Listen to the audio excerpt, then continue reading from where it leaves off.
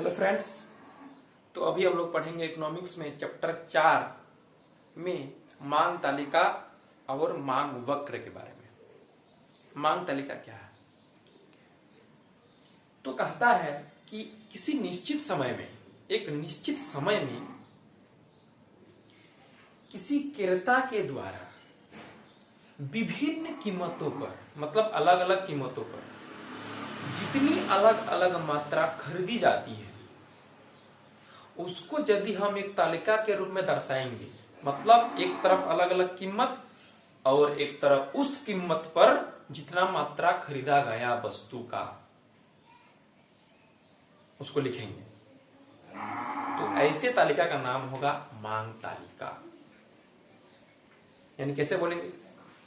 किसी निश्चित समय में किसी क्रेता के द्वारा विभिन्न कीमतों पर खरीदी गई वस्तु की भिन्न भिन्न मात्राओं को एक तालिका के रूप में दर्शाने पर प्राप्त सूची को या प्राप्त तालिका को मांग तालिका या मांग सूची कहते हैं। यानी वह तालिका जिसमें विभिन्न कीमतों पर खरीदी गई वस्तुओं की भिन्न भिन्न मात्राओं को दर्शाया जाता है, उसे मांग तालिका कहते हैं। अब एक चीज जानना है कि जैसे ही कीमत बढ़ेगा तो डिमांड घट जाता है वस्तु का, और जैसे ही कीमत घटेगा तो डिमांड बढ़ जाता है। इसको ध्यान में रखना है और एक तालिका को ड्रॉ कर देना है। देखिए कैसे। यानी एक तरफ क्या रहेगा? वस्तु का कीमत। तो तभी लिख देते हैं वस्तु की प्रति इकाई, मतलब एक इकाई कीमत किसमें? रुपया में। और एक तरफ लिखते हैं खरीदी गई वस्तु की मात्रा, मतलब क्वांटिटी, इसमें किलोग्राम में। जब आलू का दाम 20 रुपया है तब कोई व्यक्ति उसका 50 किलो खरीदता है। जैसे ही 15 किलो हो गया, दाम घट गया, तो डिमांड क्या हो जाएगा? बढ़ जाएगा, खरीदारी बढ़ जाएगा। इधर बढ़ाना है तो उसका 60 किलो खरीदना है।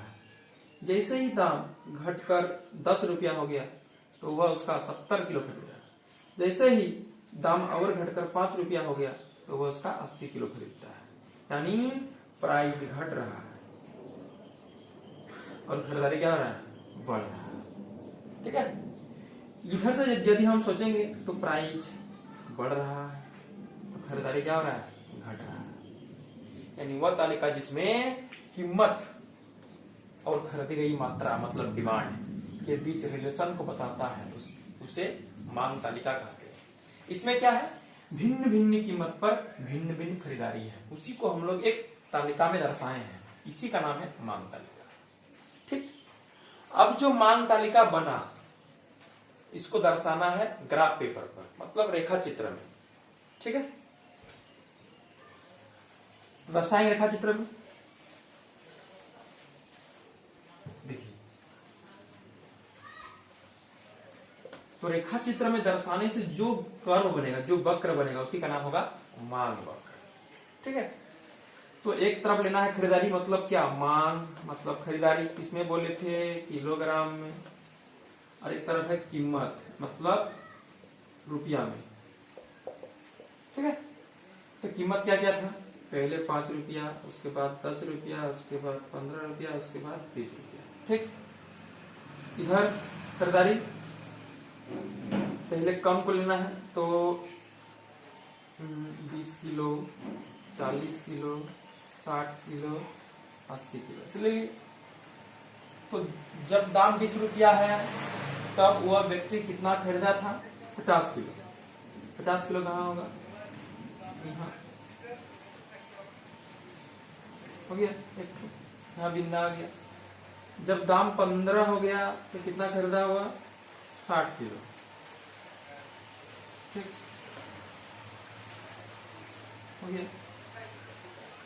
सीधा सीधा दर्शाना है। जब दाम 10 किलो हो गया तो वो खरीदा 70 किलो। जब दाम 5 किलो हो गया तो खरीदा 80 किलो, ऐसे ऐसा दर्शाए। इसको बढ़िया से दर्शाने से ऐसे वक्र बनेगा, ठीक है। यानी इस तरह का, यानी ऊपर से नीचे की ओर गिरेगा, बाएं से दाएं, ऊपर से नीचे की ओर मांग वक्र का ढाल गिरता है। यानी जो मांग तालिका हमें प्राप्त हुआ उसे रेखा चित्र मतलब ग्राफ पेपर पर दर्शाने से जो वक्र बनेगा उसका नाम है मांग वक्र। इसी यानी डीडी, यानी इसी का नाम क्या है, मांग वक्र, ठीक है।